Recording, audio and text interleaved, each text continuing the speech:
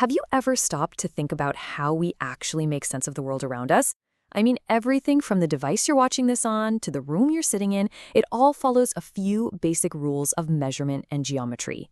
Today, we're going to break down that language of space and shape right from the very beginning. Let's dive in. So yeah, how do we speak the language of space? How do we take the physical world and turn it into something we can actually understand and, well, work with? That's the big question we're answering. And you know what? The answer is surprisingly simple. And it all begins with one tiny thing. Believe it or not, it all comes down to a single, simple line. That's it. If you can get a handle on how to measure this one fundamental piece, you've got the key to understanding, building, and describing pretty much everything else. Okay, so let's tackle that first building block. Just measuring length. Seems easy, right? But what about switching between, say, meters and centimeters?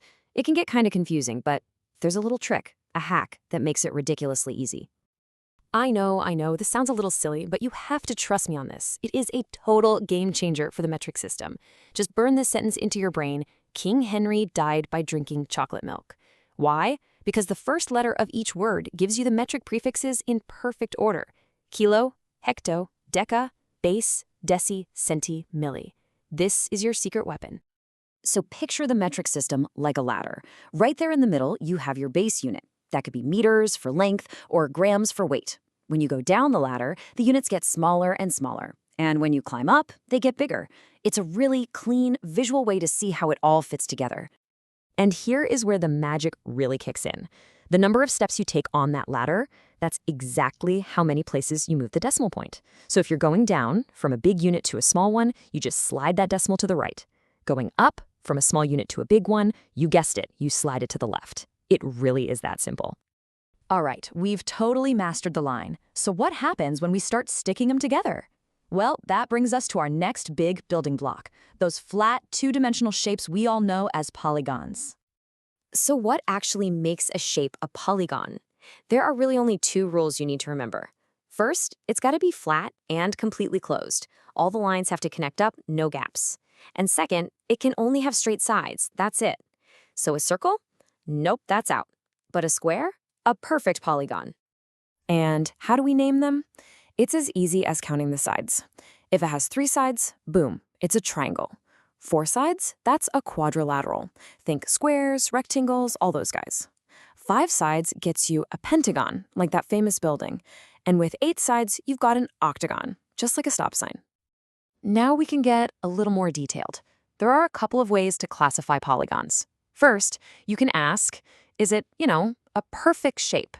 If every single side and every single angle are exactly the same, like a perfect square, we call that a regular polygon. If any of the sides or angles are different, it's irregular. The second way to classify them is by checking out the corners.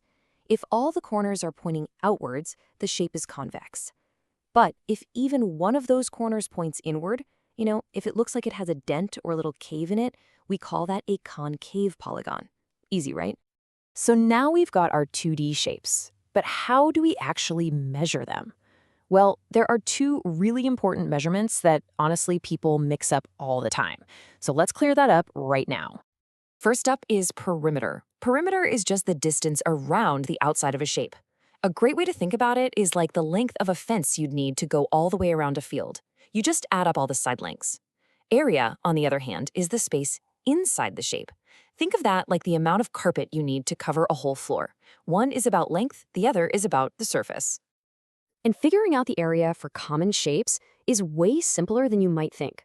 For a rectangle or a square, it's just length times width. For a triangle, it's 1/2 times the base times the height.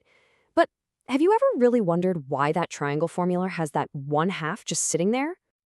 Well, here's the super simple, kind of beautiful reason. If you take any rectangle and slice it in half from corner to corner, what do you get? 2 identical triangles. That's it. That's why the formula is 1/2 of the base times height.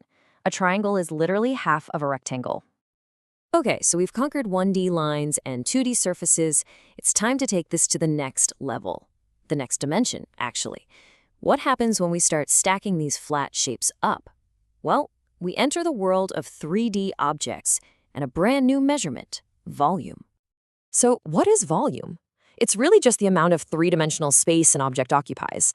Think about the water in a swimming pool, or the air in your room, or the sand you could pour into a box. We measure all that stuff in cubic units, like cubic centimeters.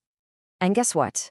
Just like with area, there's a wonderfully simple master formula for figuring out the volume of a ton of different 3D shapes. All you have to do is find the area of the base, that's the flat shape on the bottom, and multiply it by how tall the object is. That's the whole trick. And this one master formula is so versatile. For a box, which is a cuboid, the base is just a rectangle, right? So we use the rectangle area formula. For a triangular prism, the base is a triangle, so we use the triangle area formula. It's the same core idea, you just swap out the base shape. Okay, for our last step, let's connect this idea of 3D space to something we all use every single day: liquids. How does the volume of a solid block relate to, say, the amount of water you can pour into a bottle? This is where a new word comes in: capacity. And honestly, it's just the word we use for liquid volume. It's the exact same idea as the space inside a box, but we use it specifically when we're talking about how much liquid something can hold. And here it is. This is the magic bridge that connects the world of solid blocks to liquid bottles. One single cubic centimeter, that's a tiny cube that's just 1 centimeter on every side, holds exactly 1 milliliter of liquid. This simple one-to-one conversion is just so incredibly useful. And that's it. From one single line, we've built a whole system for understanding the world around us. We've gone from 1 dimension to 3, from solid blocks to water in a bottle. So seriously, take a look around you right now. The room you're in, the stuff on your desk, the world outside. You now have the tools to measure and understand it all. So what are you going to measure first?